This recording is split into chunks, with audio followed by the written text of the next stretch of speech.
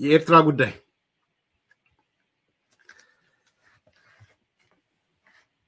ሰሞኑን ከወደ ኤርትራ መንግስት አንድ ዜና በሰፊው እየተሰራጨ ነው። በተለይም በኢትዮጵያ የሚገኘው የኤርትራ ኤምባሲ ያወጣውን መግለጫ ተንተርሶ የሚዲያ ምህዳሩ በዛ ላይ ተጨናንቋል ማለት ይቻላል። የኤምባሲው መግለጫ እንደተመለከትኩት አንድ 3-4 ቁም ነገሮችን አስቀምጧል። በኢትዮጵያ የኤርትራ ኤምባሲ ማለት ነው።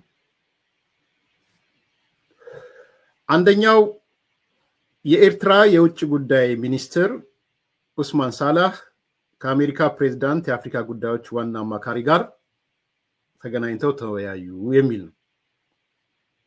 አንደኛው ቁም ነገር። ሁለተኛው ሁለቱም አካላት በውይይት በንግግርና በትብብር በመስራት የቀጠናውን መረጋጋት፣ ደህንነትና የኢኮኖሚ እድገት የማምጣት አስፈላጊነት ላይ ተስማምተዋል ይላል ሁለተኛው። ሶስተኛው የኤርትራ የውጭ ጉዳይ ሚኒስትሩ ኡስማን ሳላህ የኤርትራ መንግስት ሉዓላዊነቱን ባከበረ መልኩ በጋራ ጥቅሞች ላይ በልዩ ሁኔታ በአፍሪካ ቀንድ ወይም በቀጠናው ጉዳይ ላይ 1 በናይል ተፋሰስ 2 በቀይ ባህር ጉዳይ ላይ ለመነጋገር ዝግጁ ነው የሚል ትንሽ ምናልባት ዲስቶርት ተደርጓል ከተባልኩ እንግሊዘኛውን የተወሰነ ላይ ኦስማን ሳላህ underscored Eritrea's readiness to engage in meaningful discussions that respect national sovereignty while exploring the area of common interest, particularly in the Horn of Africa, the Nile Basin, and the Red Sea ነው የሚለው። ይህ ቃል በቃል ከኤምባሲው ድረገጽ የተወሰደ ነው። ትልቁ ፖይንት አይ ቲንክ እዚህ ሶስተኛው ጋር ያለው ነው። የኤርትራ የውጭ ጉዳይ ሚኒስትር ኡስማን ሳላህ የኤርትራ መንግስትን ሉዓላዊነት ባከበረ መልኩ በጋራ ጥቅሞች ላይ በልዩ ሁኔታ በአፍሪካ ቀንድ ወይም በቀጠናው ጉዳይ ላይ በናይል ተፋሰስ ጉዳይ ላይ እና በቀይ ባህር ጉዳይ ላይ ለመነጋገር ሚኒንግፉል የሆነ ዲስከሽን ማድረግ የሚቻል መሆኑን ሬዲ ነን ነገር ኤርትሪያን ሬዲነስ ነው የሚለው እንግዲህ to engage in meaningful discussions ነው የሚለው። ከዛ ቀጥሎ የአሜሪካው የአፍሪካ ጉዳይ አማካሪው የተወሰነ ሐሳብ አንስቷል እንዳነሳ ተገልጿል። የአሜሪካው የአፍሪካ ጉዳዮች አማካሪ አሜሪካን ከኤርትራ ጋር ያላትን ግንኙነት እንደ አዲስ ምዕራፍ መክፈት ትፈልጋለች። በተለይም በዓለም አቀፍ ንግድ፣ ደህንነት፣ የጸረ ሽብርተኝነት እንቅስቃሴ ላይ መስራት ይቻላል። አሜሪካ ከኤርትራ ጋር የምትፈጥረው አዲስ ግንኙነት በንግድ፣ በኢንቨስትመንት፣ በኢንዱስትሪ፣ በኢንፍራስትራክቸር፣ በትራንስፖርት፣ ኮሚኒኬሽን፣ ደህንነት ጋር ወሳኝ ሊሆን ይገባል።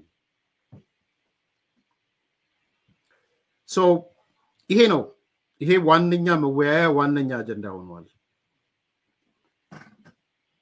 ብዙም ሰው ለምንድነው ኮሜንት ማታረገው ምናምን ብሎ ጽፋችሁልኝ አይቻለሁ ከትላንትና ጀምሮ። ጥሩ የተወሰነ አስተያየት ሰጣችኋለሁ። መጀመሪያ ለራሴ ያነሳዋቸው 4 ጥያቄዎችን ላንሳላችሁ።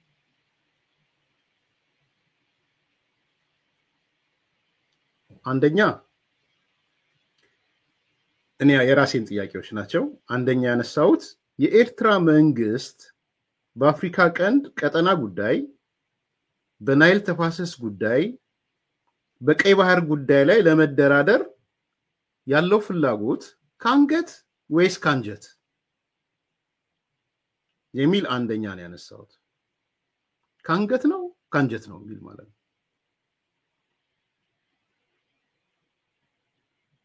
this is critical ጥያቄው ለኔ ይሄ ነው አንደኛው። ሁለተኛው ጥያቄ ለራሴ ያነሳሁት የኤርትራ መንግስት በዚህ ንግግሩ የዲፕሎማሲ ብልጠትና የበላይነት ለማግኘት ነው ወይንስ ከልቡ አምኖበት ነው? የዲፕሎማሲ ብልጠት ነው ያየነው ወይንስ ከልብ የታመነ ድርድር ነው ወይ? ሁለተኛው ጥያቄ እሱ ነው ያነሳው። ዲፕሎማቲክ ብልጠት። ሶስተኛው የኤርትራ መንግስት መደራደር ከፈለገስ መደራደር የፈለገው ከአሜሪካ መንግስት ጋር ነው ወይንስ ሲሪየስ ጥያቄ ካላት ከኢትዮጵያ ጋር ነው ወይ? ሶስተኛው ጥያቄ እሱ።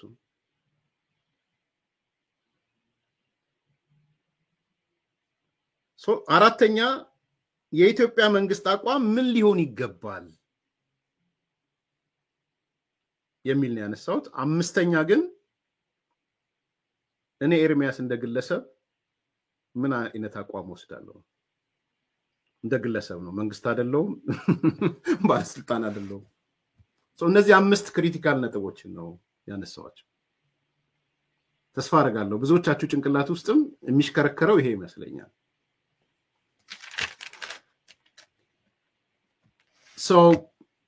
በእነዚህ ዙሪያ ጠቅለል ያለ አስተያየት ብሰጥ እመርጣለሁ። ምንድነው ግን አንደኛ ሞቲቭን ነው ማየት የፈለኩት። የኤርትራ መንግስት ከአሜሪካን ጋር ያለው ግንኙነት ሞቲቭ ምንድነው? የዚህ ነገሮች ሁሉ የሚዲያ ዘገባው ምኑ አቴንሽን እንዲሰጠው ጆሮአችንን ብድግ አድርገን አጀንዳ እንድናደርገው ለምን ተፈለገ? ከአሜሪካ ጋር ያለው ማለት ለኔ አንደኛ ያየሁት ፖይንት እሱ። የማናነሳው ነጥብ መኖር የለበትም እዛ ውስጥ። የሆነ ነገር ከውይይቱ ልናነሳው የሚገባ ነጥብ አለ።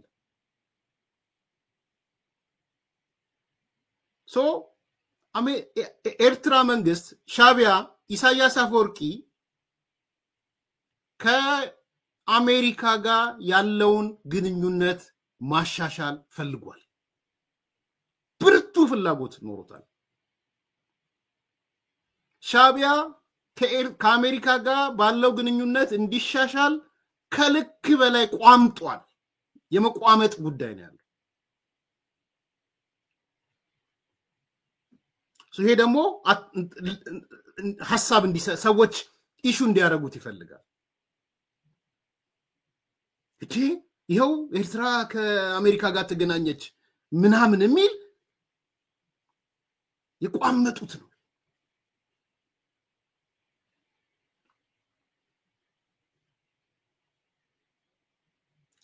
የመጀመሪያው አጀንዳ እንዲሆን እኔም መጥቼ ይሄው ሐሳብ እንድሰጥበት የኢትዮጵያ ሚዲያዎችን መጥተው ሐሳብ እንዲሰጡበት የሻቢያ ማይታችሁ ከሆነ የድርድር ምናምን የሚል ይሄ እንደዚህ ቀንድል ምናምን የሚባሉ የሰጡ አርገው ሌሎችም ብዙ ኢንተርናሽናል ሚዲያ በርግጥ አልተሳበም ኢንክሉዲንግ ቪኦኤ ምናምን ቢቢሲ ምናምን አላየውም። ሞኒተር ማድረግ ፈልጌ ነበር የለም።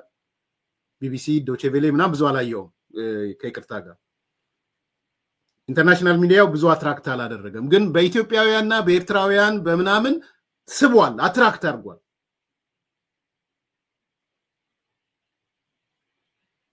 ስለዚህ ትልቁ ፖይንት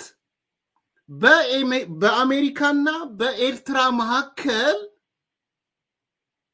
ታድሶ ተፈጸመ ነው። ይሄ ደግሞ የሚመነጨው ከኢሳያስ ብርቱ መሻት ነው የሚመነጨው። ከልክ ያለፈ ቁንጥና ነው የሚመነጨው፣ መቋመጥ።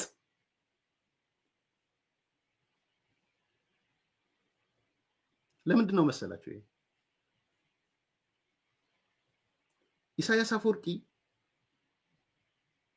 ላለፉት 50 ዓመታት ያለው የፖለቲካ ጉዞ አንድ የማይለወጥ መርህ አለው። በነገራችን ላይ ኢሳያስ የፖለቲካ በሙሉ ትሬንዶቹ ምታዩ ክሪቲካል ፖይንቶች ላይ ማለት ነው እነዚህ እጥፋት የሚባሉት ላይ አንድ መርህ አለው። ያ መርህ የኢሳያስ መርህ መሰላችሁ? ድንገቴ ወዳጅ ይፈጥራል፣ ድንገቴ ያንን ወዳጅ ጠላት ያደርጋል፣ ድንገቴ ጠላት ያደረገውን ወዳጅ ያደርጋል። ይሄ የማይለወጥ የኢሳያስ መርህ ነው። የፈለገ ብታፈቅሩት ኢሳያስ ቢያፈቅራችሁ የሆነ ቀን ፍቅሩ ያልቃል ኢሳያስ ይሄ በሙሉ ፖለቲካ ትሬንዱ በሙሉ እሱ ነው ሁሌም ወዳጅና ጠላት ይቀያይራል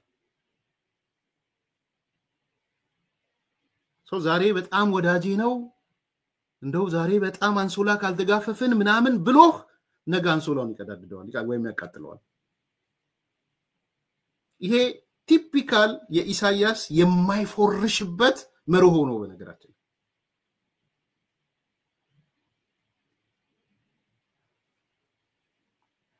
ሶ አሁን ተመልከቱ በቅርብ ነው አመት የሚሞላው አይመስለኝም ራሺያ ጋር ሄደና ምን አለ ራሺያ ጋር ሄዶ ትረስታላችሁ እንዴ ራሺያ ጋር ሄዶ የሶስተኛ ዓለም ጦርነት ራሺያ ምሪው ከቀዝቃዛው ዓለም ጦርነት አሁን ተሻግረናል ፕሬዝዳንት ፑቲን አንተ ነህ መምራት ያለበት ሶስተኛውን ዓለም ጦርነት ልታቁ የሚገባው ኔቶ የሚባለው ነገር ኢንቴንሲቭ ኬር ውስጥ ገብቷል የለም ኔቶ ኢንቴንሲቭ ኬር ነው ያለው ይስቃል ፑቲን የምን ኔቶ ነው ኔቶ የሚባል የለም ኢሳያስ you have ማወቅ አለብህ ምንድነው ፑቲን አውሮፓ ህብረት የሚባል የለም አይሲ ውስጥ ገብቷል የአውሮፓ ህብረት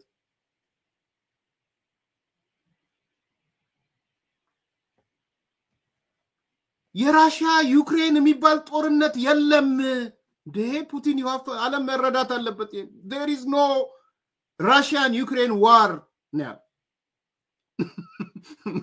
ማለት ራሺያ መጠቅለልሽ ችግር የለውም ነው ያለው በነገራችን ላይ ራሱ ላይ ኢኮኖሚ ተኩሰው ኢሳያስ ራሱ ላይ ነው እንትን አርጎ እንደ አማራው ጽንፈኛ አቀባብሎ ክላሹን እግሩ ነው የሚተኩሰው there is no war Russia Ukraine war የሚባል የለም ራሺያ ልክ ነሽ ነው ያለው እንገልብጠው there is no war between Ethiopia and Eritrea because Ethiopia መብቷን እየጠየቀች ስለሆነ ከራሱ ጥቅም ጋር ሁሉ ተጋጭቶ ነው ፑቲንን ሰማይ ሊሰቅለው የሞከረው አላስተዋላችሁ ራሺያ ዩክሬን የሚባል ጦርነት የለም ቀጣዩ ጦርነት ወደ ቻይና የሚያመራ ነው አለ ከዛ ቀጥሎ ተጠንቀቅ ፑቲን ካንተ ቀጥሎ ኔክስት ታርጌቱ ቻይና ናት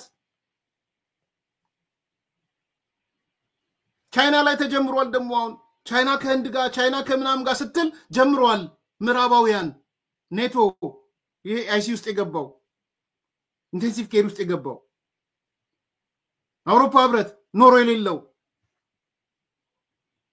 ከዛ ቀጥል ራሺያ ሆይ ግሎባል ዋሩን የሚመራ እቅድ አውጪ ራሺያ ሆይ አማራጭ ስትራቴጂ አውጪ ምሪኝ ፑቲን ወይ ምራን በአሁን ሰዓት በአሜሪካኖች የሚመራው አዲስ ባርነት ነው አሜሪካኖቹ ምዕራባውያን አዲስ ባርነት ይዘው እየመጡ ነው አዲስ ባርነት ነው የሚለው ባይዘው አዲስ ኮሎናላይዜሽን ይዘው እየመጡ ነው የነፉኩያማን እቅድ እየተፈጸመ ነው the end of history and the last man ማለት ነው ይሄን ካለ ስንት ጊዜ ሆኖ የኔ ወንድሞች እህቶች ስንት ጊዜ ሆኖ ረተናገሩ ስንት ጊዜ ሆኖ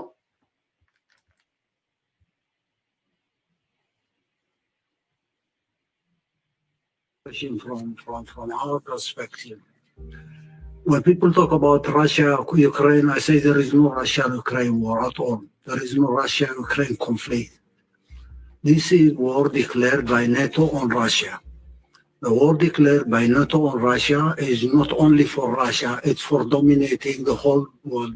It's for hegemony. This is an agenda developed after the end of the Cold War. They came up with this fantasy about containing Russia, containing any power, small, big, that challenge them technologically, economically, socially, culturally. They have to contain everybody. It's a defunct ideology. I say Russia did not do its preparation to face this declared war. Even though Russia was aware about the dynamics of what was going on. NATO is defunct. NATO does not exist. NATO is under intensive care. EU does not exist. EU is under intensive care. Now, 30 years ago, when they decided to contain Russia, they felt that was the major threat for them. China was not considered a threat at that time. Now they know. They missed the point. They couldn't contain Russia. They will never contain Russia. Ukraine is a sacrifice.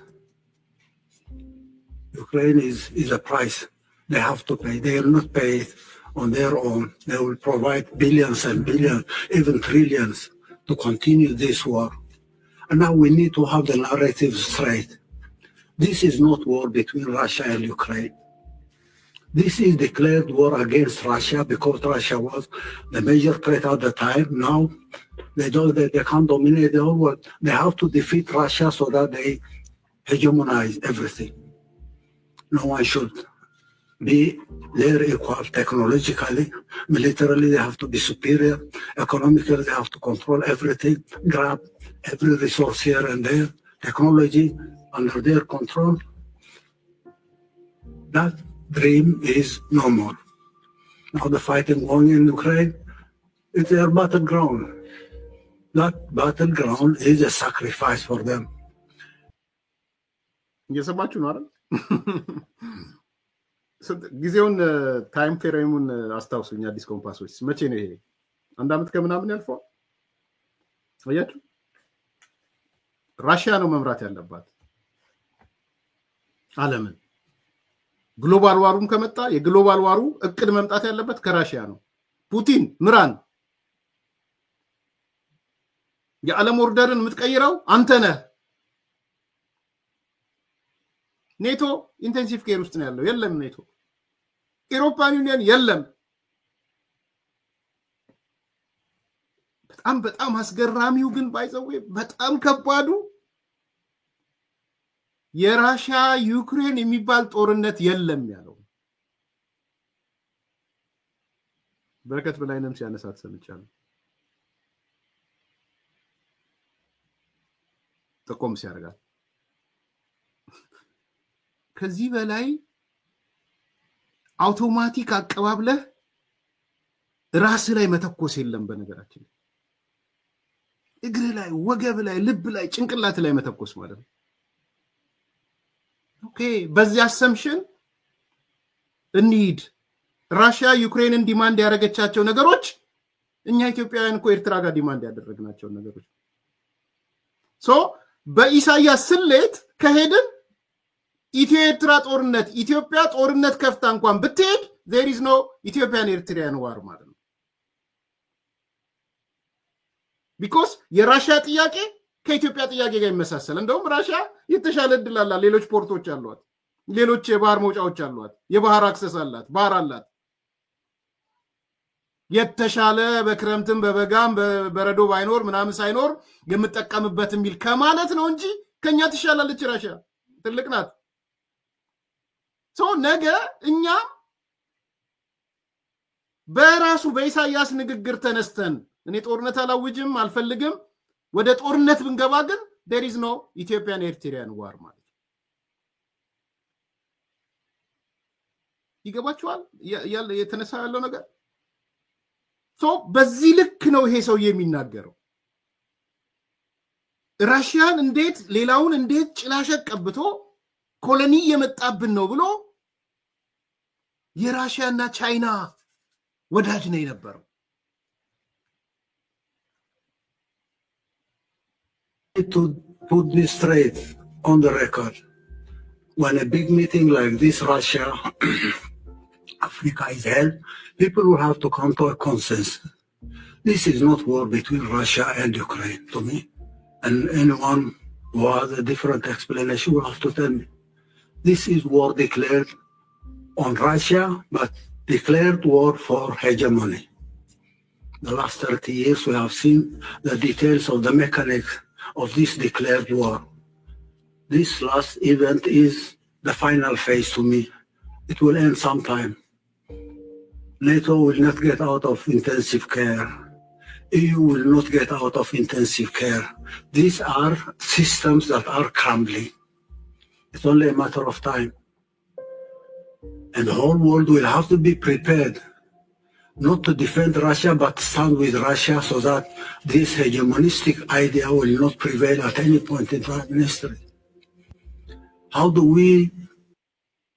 ዓለም መዘጋጀት ያለበት ራሽያን ብቻ ለመከላከል አይደለም።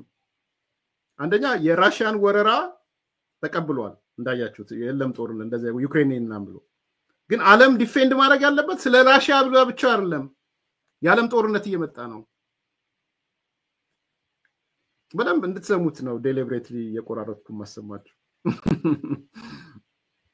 Design a plan. How do we fail this one without any further cost? They are printing money. They are not manufacturing anything at all. It's printing money. And this has been one of their weapons globally. The monetary system, the global monetary system, controlled by dollar and euro, has been used. Sanctions here, sanctions there, sanctions there, grabbing this account, grabbing that account, has been one of their tools. This is not going to continue indefinitely. And we need a new financial architecture globally, not controlled by euro, not controlled by the dollar, not controlled by other currencies. To me, this failure of the attempt to contain Russia will immediately move to the east. Containing China is their next agenda. ይበቃቸዋል። ሌላ ሙሉን ስሙት ይሉና ቀጥሎ ቻይና ናት አጀንዳ። የቻይና ጠበቃ የራሽያ ጠበቃ የዓለም ኦርደርን ጠባቂዎች ምናምኖች ነው እያለ ያለው። ጊዜውን ጻፉልኝ ብያችሁ ነበር። ይሄን ያለ ሰው ኢሚዲየትሊ ወደ አሜሪካ መጥቶ በዚህ መጠን የፈረጃትን ሀገር ለምንድነው ወደ የወዳጅነት መቋመጥ ውስጥ የገባው? ለምን ቋመጠ? አያችሁ፣ እሱ ነው ፖይንቱ። ብዙ ምክንያቶች ማስቀመጥ ይቻላል። አለት ከፍ አድርጋችሁ እንድታዩ ስለፈለኩ ነው። አንደኛ የና አሜሪካ መንገድ አስደንግጦታል። በተለይ የእስራኤል መንገድ አስደንግጦታል። ከእስራኤል መታረቅ ይፈልጋል። በእስራኤልና በኢትዮጵያ መካከል ያለው ግንኙነት ደግሞ ትንሽ ጠንከር ያለ ነው እንዳያችሁት። ስትራቴጂካል አላያንስ ይመስላል ኢትዮጵያና እስራኤል የፈጠሩት። ሂስቶሪካል ሊሆን ይችላል፣ አሁን ካለው ነገር አንፃርም ታክቲካልም ሊሆን ይችላል። ሁለቱም ነገር ነው፣ ስትራቴጂክም ታክቲካልም ማለት። ስለዚህ ይሄ ሰው የእስራኤል ፍራቻ አለበት። and ሩመርስ አሉ ሚሰም ምክንያቱም የዚህ የሁቲ አማጽያን ምናምን ሌሎች አካባቢዎች ላይ ኢሳያስ እንደሚረዳቸው ይታወቃል። ይሄ የሽብርተኝነት ማዕከሉን ጸረ እስራኤል የሆነው ማዕከል ውስጥ እንዳለ ያውቃሉ፣ እስራኤሎች ያውቃሉ። እዚህ የመን ምናምን ሌላ ቦታ የሚለው ነገር ምናልባት ዋናውን ከኢራን ቀጥሎ ሌላኛው ሸረሪት ያለው አስመራ ውስጥ እንደሆነ ያውቃሉ። ድሩን ብቻ ከሚመቱ ሸረሪቱን ትንሿን ሸረሪትም ሊመቱ ይመጣሉ። ስለዚህ በዚህ ከፍተኛ ስጋት አለው ኢሳያስ ሻቢያ። ከዚህ ሊያድነው የሚችለው አንዱ ኤርትራ አሜሪካ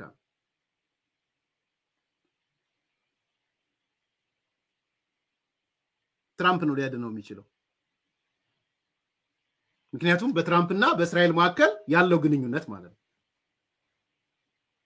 ስለዚህ ሽፍት ማድረግ አለበት የሚያዋጣ አይደለም ከእስራኤል ጋር መጣላት ከአሜሪካ ጋር መጣላት የሚያዋጣ አይደለም አሁን እስራኤል እንዳያችኋት ነው ደግሞ ዲሲዥን ሜከር ናት እንስማማለን አንስማማም ሌላ ጉዳይ ነው ማለት ነው መስማማትም አለመስማማትም ሊኖር ይችላል በእስራኤል ውሳኔ እንስማማለው ያልኩ አይደል ግን ያለችውን ነገር ታደርጋለች ሰው ያሉት መረጃዎች ደግሞ ኤርትራን በቀለበት ውስጥ ከተለች እስራኤል በቀለበት ውስጥ በታርጌት ውስጥ ከተለች ታርጌት ደግሞ ስትመታ ታርጌት ነው የምትመታው ቦታውን ነው እንትን ነው ትክክለኛ ቦታውን ነው የሚመቱት ያቁታል የኢራን ጀነራሎችን መግደል የቻሉ ናቸው ስለዚህ የግድ ከአሜሪካን ጋር መጣበቅ አለበት እስራኤልን መደራደር የሚችለው በአሜሪካን በኩል ኤንድ ቅድም እንዳነሳው ደግሞ በኢትዮጵያና በእስራኤል መካከል ጤናማ የሆነ ስትራቴጂክ ግንኙነት ያለ ይመስላል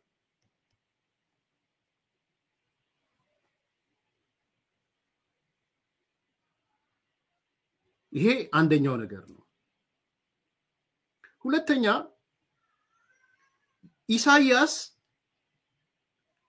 የቅናት ዛር አለበት በነገራችን ላይ ከነዚህ ከአልኮሊክ ምናምኑ በተጨማሪ የሚያሳብደው ነገር አለ ምን እንደሚያሳብደው የኢትዮጵያ ጉዳይ ከሚያሳብዳቸው ሰዎች ቁጥር አንድ ጥሩ ከተባላችሁ ኢሳያስ አፈወርቂ ነው ይሄ እንዳትሳሳቱ ባይዘው ይሄ ድሮ የነበረ የኢሳት ሰዎች የፈጠርነው በጣም አደገኛ ነገር ማዝንበት ነው እዛ ፓርት መሆኔን አዝንበታለሁ አሁን ቢሆን ከዚህ በፊት ስለተናገርኩ አልገግም ኢሳያስ ኢትዮጵያን ይወዳል የሚል አመለካከት በጣም በጣም the most dangerous አንዱ በጣም እንደው ማሰብ ማልፈልገው ነገር እሱ ነው ወረቀት እየፈለግን አጀንዳንት እየፈለግን ጽሁፍ እየፈለግን ትንሽ እንደው ማይነር ነገር ይሄው ኢሳያስ ኢትዮጵያን ይወዳል ይሄው ብሔር ብሔረሰብን ተቃውሟል ኢሳያስ እኮ ብሔር ብሔረሰብን አይወድም ነበር ህወሓት ነው ብሔር ብሔረሰብ የሚለው ስለዚህ ኢሳያስ ኢትዮጵያን ስለሚወድ ነው የምንለው በጣም አደገኛ ፕሮፓጋንዳ ተሰርቷል በጣም አደገኛ ኢሳት በዚህ ጉዳይ ላይ ሪግሬት ሊያደርግ ያኛኛው ኢሳት ይሄኛው አይደለም ያኛው ይሄ ወደ ያንዲው አይደለም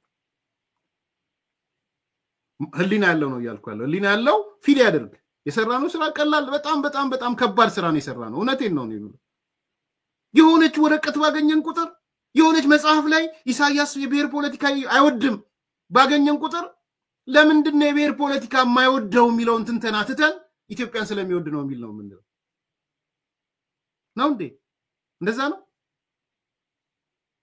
ሶ ኢትዮጵያ ተለውጣ እንደማየት የቅናዛር የሚከተው የለም ኢሳያስ ከኢሳያስ በላይ በኢትዮጵያ የሚቀና ሰው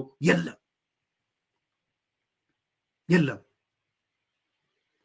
ያሳብደዋል የኢትዮጵያ እድገት የኢትዮጵያ ለውጥ የኢትዮጵያ ዲፕሎማሲ ኢትዮጵያ ለግንኙነት በቃ በኢትዮጵያ ላይ የተቀመጠ ክፉ ዘብ ነው በነገራችን ክፉ ወታደር ነው ኢሳያስ ማለት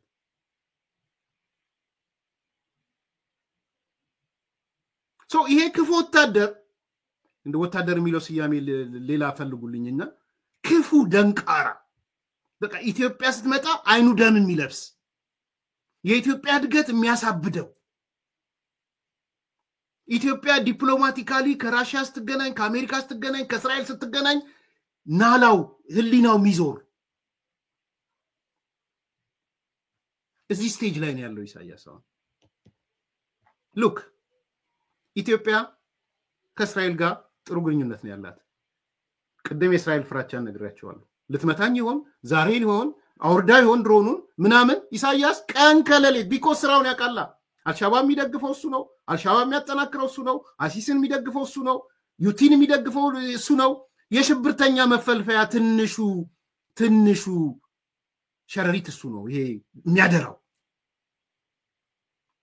ስለዚህ ስጋት አለው እስራኤል ትመጣብኛለች ብሎ ከመጣች ደግሞ ግልጽና ቦታው ላይ ታርጌት እንደምታደርግ ያውቃል ሰው ከዛ ስጋት ለመቀረፍ ከአሜሪካ ጋር መታረቅ አለ በራሽያ አይደለም የምትጠቅመው ሁለተኛ ዞር ብሎ ሲመለከት የኢትዮጵያ ዲፕሎማሲ የተስፈነጠረ ነው መስፈንጠሪያ ላይ ገብቷል የኢትዮጵያ ዲፕሎማሲ ቢኮዝ ዲፕሎማሲ ከኢኮኖሚ አቅም ጋር ይተሳሰራል ከህዝብ ጋር ይተሳሰራል ሲመለከት ኢትዮጵያ አሜሪካ መጥቶ የምታናግራት የምስራቅ አፍሪካ የጸጥታ ጉዳይ ካንቺ ጋር ነው የምሰራው የምትላት ኢትዮጵያ የብሪክስ አካል የምትሆንበት ብራዚል የምትፈልጋት ቻይና የምትፈልጋት ህንድ የምትፈልጋት ደቡብ አፍሪካ የምትፈልጋት ባይኑ ያየ ማለት ነው እሱ እንዲህ ብሎ ይጮሃል ብሪክስ ግን ኢትዮጵያን ነው ፒክ ያደርገችው ኢትዮጵያ ራሽያ ጋር ሄዶ የሰሞኑ የኒውክሌር ግንባታ የኒውክሌር እንትን የምታውቁት ነው እሱ እዚህ ጋር ኢሳያስ ያወራል ሰርዶር ልድዋር ምሪልን ራሽያ ወይ ቅዳውጪልን የፉኩያማን ቅድን ገደል ከተቺው ምናምን ይላል ራሽያ ደግሞ ከኢትዮጵያ ጋር እየሳቀች የኒውክሌር ትዋዋላለች የኒውክሌር ስለዚህ ይሄንን ሲመለከት ህዳሴ ግድቡንም ሳይ ኡዛ ቡራ ከረዩ ምናምን ሲልዋለ የሶማሌው ፕሬዝዳንት ሮጦ መጣ ህዳሴ ግድቡን ሊያከብር ሊመርቅ የኬንያው ፕሬዝዳንት ሮጦ መጣ ህዳሴ ግድቡን ሊያመርቅ የደቡብ ሱዳኑ ፕሬዝዳንት ሮጦ መጣ ህዳሴ ግድቡን ሊመርቅ የጅቡቲ ፕሬዝዳንት ሮም እንዲሁ ናቸው ሮጦ መጣ ሶ ይሄ ሰው የት ነው ያለው ምንድነው የተሰራበት ያለው ኢትዮጵያ ሲባል አይኑ ደም የሚለብሰው ኢሳያስ ተቅበጀበጀ ሶ ኤርትራ የተረሳች በሱ ምክንያት የሰላም ጠቅላይ ሚኒስትሩ ያገኘው ኖቤልም እኮ ተወስዶ በኤርትራ በኢሳያስና በጠቅላይ ሚኒስትሩ መካከል ነው አይደል ሽልማቱን ያገኘው ግን ጠቅላይ ሚኒስትሩ ነው ለምን ኢሳያስ ያልሰጡት ማለት እርቁ ረግጥም ኢትዮ ኤርትራ ከሆነ ለምንድን ነው የተረሳ ሰው ስለሆነ እሱም ያሳብደዋል ስለዚህ ሁለተኛው ኢሹ ከአሜሪካን ጋር ያለው ግንኙነት የግዴታ ፊክስ ማድረግ አለበት አሁን ከራሽያ ይልቅ አሜሪካ ትሻለዋለች ከእስራኤል ለመዳን አሜሪካ ትሻለዋለች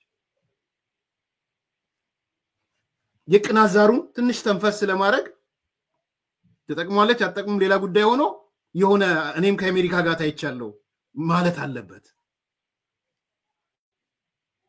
ሁለተኛው ነጥብ እሱ ነው ትንሽ ክሊር እንድትሆኑ ብዬ ሶስተኛው ምናልባት ወደ ሶስተኛው ከመግባቴ በፊት ትንሽ እንደው ማፍርበትን ነገር ልናገር ከምሬ ማለት ሰሞኑን ስላየው ማለት አንዳንዶች የአሜሪካ መንግስት የአፍሪካ ቀንድ የዚህ ትራምፕ ዋና ማካሪ ኢትዮጵያ መጣና ከጠቅላይ ሚኒስትሩ ጋር ተነጋገረ ጠቅላይ ሚኒስትሩ የሆነ ነገር ጻፉ ይሄም ሰው የሆነ ነገር ጻፈ ከዛ ሚዲያ ሞኒተር ሳረግ ጠቅላላ ሚዲያው የጌታቸው አሰፋ የአማራ ጽንፈኛው የኦሮሞ ጽንፈኛው የዩጋንዳ ምናምን ያል በሙሉ አሜሪካ የእንትንም ምንድነው ስሙ የሻቢያም አሜሪካ ኢትዮጵያን አስጠነቀቀች የሚል ነበር አሜሪካ ወኪል አዲስ አበባ መጥቶ አስጠነቀቀ እረፍ ያላት ኢትዮጵያን ርዕስ አላያችሁ ጆዋርን ጨምሮ ያ ሆርን ኮንቨርሴሽን አልኩ የኦሮሞ ጽንፈኛው አልኩ አሜሪካ አስጠነቀቀች ኢትዮጵያን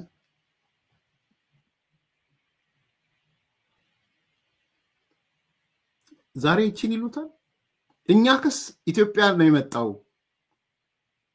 የትራምፕ አማካሪ ኢትዮጵያ ነው የመጣው ዛሬ የኤርትራ ውጭ ጉዳይ ሚኒስትሩ ኒውዮርክ ነው ያገኘው አስፈራራ አሜሪካ አርፈሽ ተቀመጪ ከጎረቤት ሀገር ጋር ተስማሚ ምናምን ቡራከሬ አቁም ተባለች ጀዋር መሐመድ ሆርን ኮንቨርሴሽን የአንዲ ልጆች የአማራ ጽንፈኛው የትግራይ ጽንፈኛው የህወሓት አዳዲስ ድመቶች ሻቢያ ቀንዲል ምናምን በሙሉ እቺኑ ቃል ዛሬ ትደግሟታላችሁ የአሜሪካ መንግስት ኤርትራን አስጠነቀቀ ብላችሁ ፕሮግራም ትሰራላችሁ ለዚህ ነው የናንተ ፕሮፓጋንዳ ማለት አደመ ቀደመ አደመ አጀበ አደመ ነዳች ማለት እንደሆነ ይነገርናችሁ ለዚህ ቀደማቸው አጀባቸው ነዳቸው ነው የናንተ ፖለቲካ ሶስቱም ትክክል ነው እንደ ሁኔታው ማለት ነው አደመ በሩጫ ውስጥ አንደኛም ሲሆን አደመ ቀደመ ያላችሁ ታጨበጭባላችሁ አደመ መሃል ላይም ሲሆን አጀባቸው ትላላችሁ አደመ መጨረሻም ሲሆን ነዳቸው ያላችሁ ታጨበጭባላችሁ ሶ የናንተ ፕሮፓጋንዳ ማለት ቀደማቸው አጀባቸው ነዳቸው ነው ያደመ ጉዳይ ማለት እስቲውጡና አሜሪካ ኤርትራን አስጠነቀቀች ብላችሁ ፕሮግራም ስሩ ወይም ጻፉ አንድ እሱ ነው ሁለተኛ እነዚህ አሁን እንደነ አንደርጋቸው አይነት እንደነ መሐመድ ሐሰን አይነት የት ጉርጓድ ነው ተቆፍረው የሚገቡት አሁን የት ጉርጓድ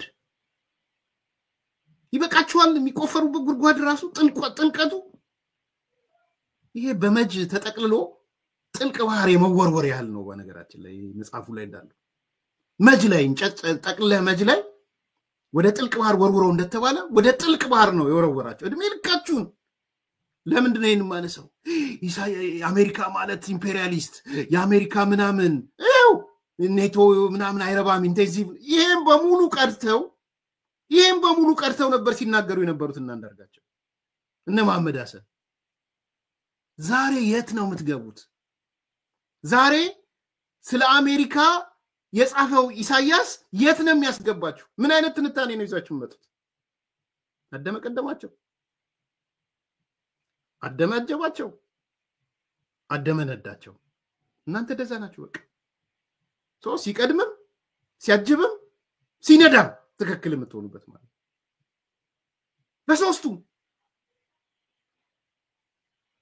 ስለዚህ ለናንተ አፍራለሁ መቼም ወጣችሁ ኢምፔሪያሊስት ምናምን እንደማትሉ ተስፋ አረጋለሁ ኒዮ ኮሎኒያሊስት ምናምን እንደማትሉ ተስፋ አረጋለሁ ቢኮዝ አለቃችሁ ተቀይሯል ቢኮዝ አለቃችሁ አሜሪካን እየተለማመጠ ነው እስራኤልን እየተለማመጠ ነው አድንኝ አሜሪካ ውስጥ ገብቷል አድኝኝ ለማለት ግን ወደ ሶስተኛው ነጥብ እየመጣው ነው አድኝኝ ለማለት ግን አንገቴ በቢላ ያላቸውን ነገሮች ለድርድር ማምጣት አለበት ሶስተኛው ነጥብ እሱ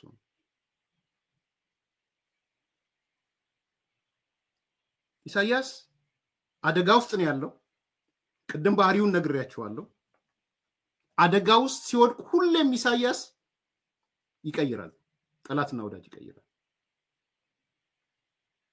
ልክ መሸነፉን ሲያረጋግጥ አደጋ ላይ መውደቁን ሲያረጋግጥ በትግሉም ወቅት ነው በነገራችን ላይ ይሄ ቋሚ ባህሪው ነው የሻቢያ የኢሳያስ ቋሚ ባህሪ ነው መሸነፉን ሲያረጋግጥ ቶሎ ብሎ ጠላት ይቀይራል ድርድር እንደ ታክቲክ ይወስዳል እንደ ታክቲክ ነው የሚወስደው ድርድርን እንደ አደጋ ጊዜ መውጫ ነው የሚወስደው ድርድርን ኢሳያስ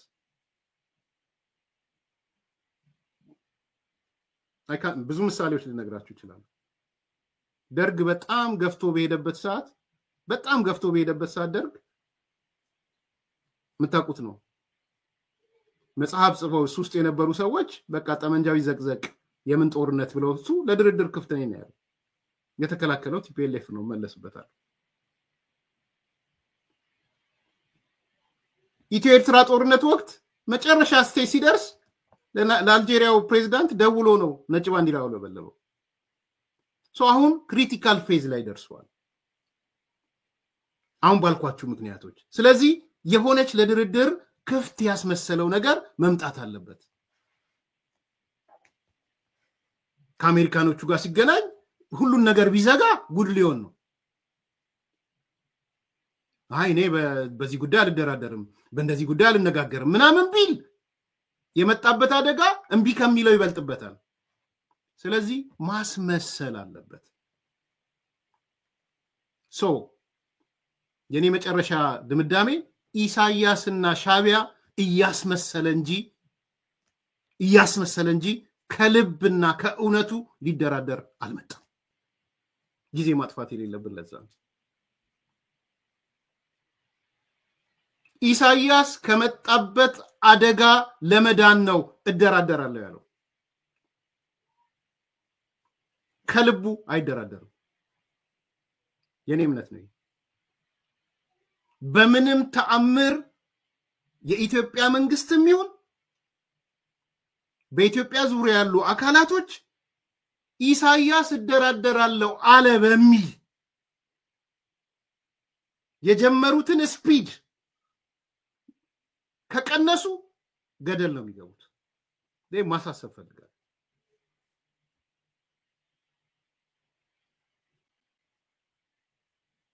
በምንም ተአምር ኢሳያስ የኢትዮጵያን ፍላጎት ሊያሟላ አይችልም። ቋሚ ጠላት ነው። ከቋሚ ጠላት ቋሚ ነገር አታገኝ። ኢሳያስ አይቀየርም። ታክቲካሊ ጊዜ ይገዛል እንጂ አይቀየርም። ኢሳያስ ታክቲካሊ ጊዜ ይገዛል። አሜሪካ ጋር ሄደው የዲፕሎማሲ ሽንፈት እንዳያጋጥመው እምቢ ቢል ሊያጋጥመው የሚችለው ነገር አለ። እስራኤል አለች። ከዛ እምቢ ቢል ሌሎች ነገሮች አሉ።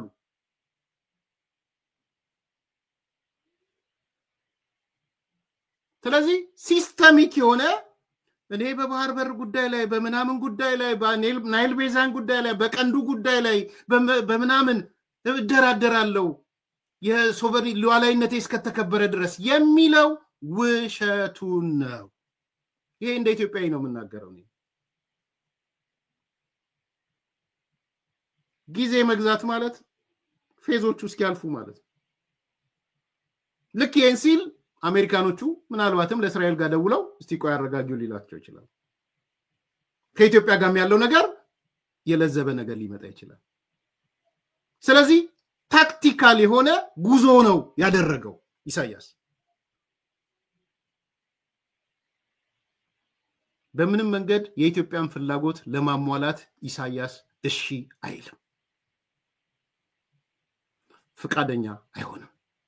ወደ ድርድር ጠረጴዛም የምንፈልገውን ነገር ይዞ አይመጣም። ይሄን አምኖ መቀበል ያስፈልጋል።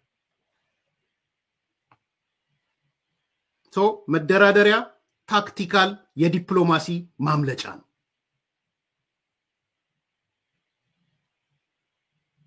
ድርድሩን የጠየቀው ደግሞ ከአሜሪካ ነው እንጂ ከኢትዮጵያ ጋር ለመቀጥ Thank you. አንዳንዶቹ ፖዚቲቭሊ ጥሩ ነው ሊታይ ያስፈልጋል ምናምን አይቻለው። የኔ ወንድም ያስከው ጉዳይ ትልቅ ስትራቴጂክ ኢሹ ነው ያስከው፣ በእጅ ላይ ያስከው። ያስከው ጉዳይ በትንሽ ኦን ኤንድ ኦፍ እንቀመጥ እንትነሳ ያልክ የምትለው ጉዳይ አይደለም። በእጅ ላይ ያስከው ያስከው ጉዳይ ትልቅ ጉዳይ ነው። ያንን ትልቅ ጉዳይ ኢሳያስ በምንም ተአምር ለኢትዮጵያ ምላሽ አይሰጥም። ጊዜ ነው የሚገዛው። ከሞት አፋፍ ድሮም እንዳረገው ከሞት አፋፍ የሚድንበት መንገድ ነው የሚያመቻቸው። ስለዚህ ኢትዮጵያውያን መንግስትን ጨምሮ እንዳትሞኙ። ኢሳያስ ይሄን አለ ተብሎ ከአንድ ሜጀር የፕሮፓጋንዳ የሚሆን የሚዲያ አቅጣጫ የመንግስት አቅጣጫ ካነጠባችሁት አደጋ ውስጥ ነው የምትገቡት።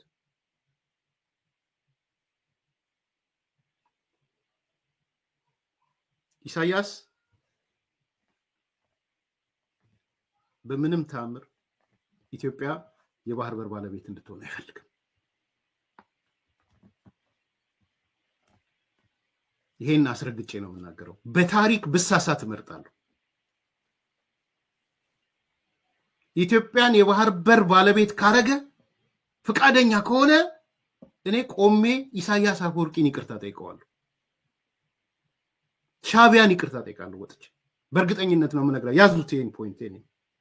ኢሳያስ ኢትዮጵያ የባህር በር ባለቤት መሆን አለባት፣ ትክክል አይደለም፣ ኢፍትሐዊ ነው የተካሄደው ብሎ ካመነና ለሱ ከተባበረ ኤርሚያስ ለገሰ በአደባባይ ወጥቶ ኢሳያስ አፈወርቂን ይቅርታ ይጠይቃል፣ ሻቢያን ይቅርታ ይጠይቃል። እስከዛ ነው ማም እንድ አላወላውልም ለዛ። ስለዚህ ይሄ ጊዜ መግዣ እግር መጎተቻ በምንም ተአምር የኢትዮጵያ ፓኬጅ ውስጥ እንደ ሜን ፓኬጅ መግባት አለበት ብያለሁ። አሳኒ ኢሹ የኢትዮጵያ መንግስት ኃላፊዎች ቁጭ ብለው ከዚህ አንፃር እንዴት እንየው ምናምን ይያሉ ብዙ ዲስከስ ማድረግ አለባቸው ብዬም አላምንም። አንድ ሁለት ሶስት ግን ማስቀመጥ ይችላል። አንድ ሁለት ሶስት። አንደኛ ቅድመ ሁኔታ ኢሳያስ አፈወርቂ ከምታደርገው የኢትዮጵያ የውስጥ ጣልቃ ገብነት አቁም።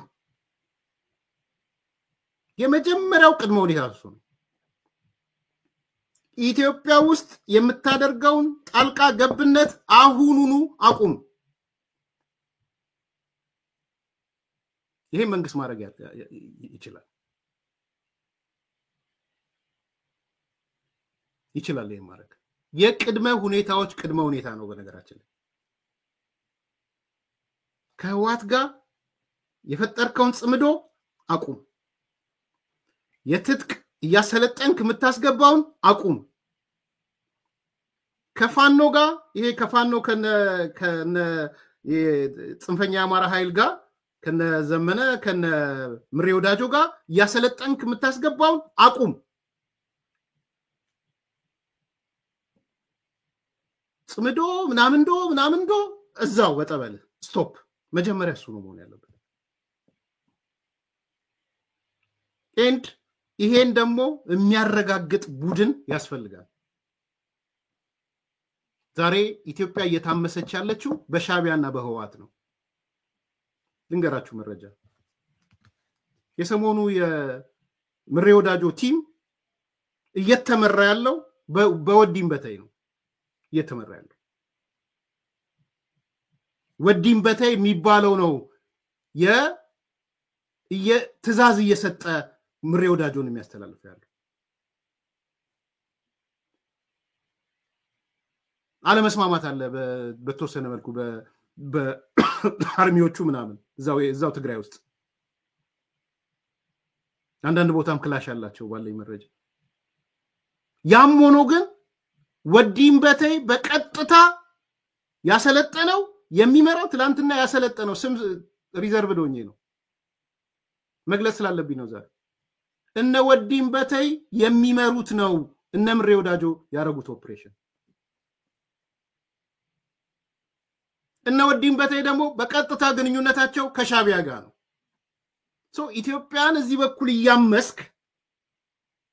እያተራመስክ ጦርነቱን ኢትዮጵያ ላይ ብቻ አድርገው ያው ጅላንፎ የአማራ ታጣቂ አለ ከአማራ ክልል ጦርነቱ ቢወጣ እንተያያለን የሚል ጀነራል ተፈራ ማሞ የሚባል ጅላጅል አለ ባንዳ። እሱን እያረክ እዛ ከላ እኔ እኮ መደራደር እፈልጋለሁ በአፍሪካ ቀንድ ጉዳይ በናይል ቤዚን ጉዳይ በምናምን ጉዳይ የሚልህ የኢትዮጵያ ኃይል ፎከሱን ከኤርትራ እንዲያነሳ። ስለዚህ ታክቲካል ነው ስንል አሜሪካ ብቻ አይደለችም፣ ኢትዮጵያን ፎከሷን ከሱ ላይ እንድታነሳለት ነው። ስለዚህ ቅድመ ሁኔታ ከምንም ነገር በላይ ቅድመ ሁኔታው በውስጣችን ጉዳይ ያደረካቸውን ጣልቃ ገብነቶች በሙሉ አቁም የምታረጋውን የውስጥ ማተራመስ አቁም ይሄ ነው ቅድመ ሁኔታ ከሱ ቀጥሎ ቢመጣ እንደ መንግስት እንደ ግለሰብ አላልኳችሁም ባይዘው እንደ መንግስት ላስብዬ ነው እንደ ግለሰብ ቀደም የነገርኳችሁ ነው ኢሳያስ በስልጣን ላይ እስካለ ድረስ ምስራቅ አፍሪካ ሰላም አይሆንም የኔ የግል እምነት ነው ይሄ ማለት መንግስት እንዲመን ያልኩ አይደለም መብታቸው ስለሆነ መንግስትም ስለሆነ ኮምፕሮማይዝ ማድረግ አለባቸው ከማንም ጋር መደራደር አለባቸው ወዘተ ሳልረዳው ቀርቻለሁ so I'm not እንደ መንግስት የመንግስት ኃላፊዎች እንደ መንግስት ኃላፊ እንደ መንግስት እቅድ አይደለም ማወራው እንደ አንድ ኤርሚያስ ነው ማወራው ለኔ ለኤርሚያስ ኢሳያስ አፈወርቂ በአስመራ ዙፋን ላይ እስካለ ድረስ ኢትዮጵያ ጥቅሟ አይጠበቅም ኢትዮጵያን ማተራመስ ይቀጥላል መንግስት so ኢሳያስ እስኪወገድ መደረግም ያለበት መሰራትም ያለበት ኢሳያስን የሚያስወግዱ ስራዎች ናቸው መሰራት ያለባቸው ይሄ በኢትዮጵያ ወታደር ምናምን ያልኩ አይደለም በሌሎች በኤርትራውያን ኢሳያስን ከዙፋኑ የሚያነሳ ነገር ያስፈልጋል እስከዛ ድረስ closed ፖሊሲ ነው እኔ ማምነው ይሄን ደግሞ ነግራቸው ዝግ ፖሊሲ ነው ማምነው በጣም ዝግ ፖሊሲ ምንም አይነት ከኢሳያስ ጋር የሚኖር ድርድር ስኬታማ አይሆንም ታሪካዊ ጠላትነቱ ሊሰረዝ አይችልም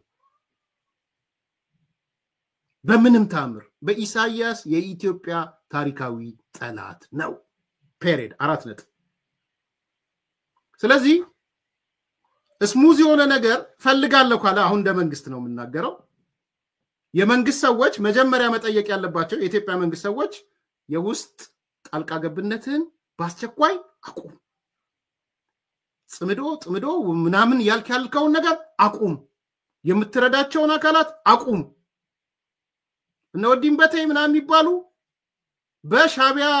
የሻቢያን ተከትለው መረጃና ሐሳብ ተከትለው ለነ ምሬ ወዳጆ መመሪያ የሰጡ ህዝብ ለህዝብ የሚያጋድሉ አቁም እሱ so ዛሬ የምታዩት የነ ምሬ ወዳጆ እንቅስቃሴ ከነግራቸዋለሁ የነ ምሬ ወዳጆ እንቅስቃሴ ለምንድነው ጎጃም የሌለው ለምን ደግሞ አትጠይቁት ለምን ጎጃም የለም ተመሳሳይ ነገር ለምን ጎንደር የለም ተመሳሳይ ነገር ለምን ነው ሸዋ የሌለው ለምን ወሎ ለምን ነምሬ ወዳጆ ጠይቁ ይሄንን ግልጽ መልስ ነው የምታገኝ ምንም የተደበቀ ነገር የለውም ለኛ ምን ሰጣችሁ ማጠባበቂያ ምን ሰጣችሁ ሰውየው ይከሌ ነው ስልጣን ያወሰዱት እዚህ ነው ምናምን ነው የምንላችሁ እንጂ ጀነራል ትሩዝ እኮ ነው ለማንም ያማራ ሰው የኢትዮጵያ ሰው ባይኑ የሚታየው ነው ጀግና የተጫወተው ጎጃም ፋኖ የት ሄደ የጎንደር ፋኖ ለምንድነው ደንግጦ የቆመው ከጎንደር ብሔርተኛው ጨምሮ ለምንድነው ሸዋ ላይ የሆነው ለምን እነዚህ ምሬ ወዳጆ ጋር መጣ ከየት ነው ያመጡት የጦር መሳሪያ ምንድነው ያገኙት ስልጣና ለዚህ ሁሉ ውጤት የሻቢያ ውጤት ነው የህዋት ውጤት ነው የነወዲም በተይ ሊደርሺፕ ነው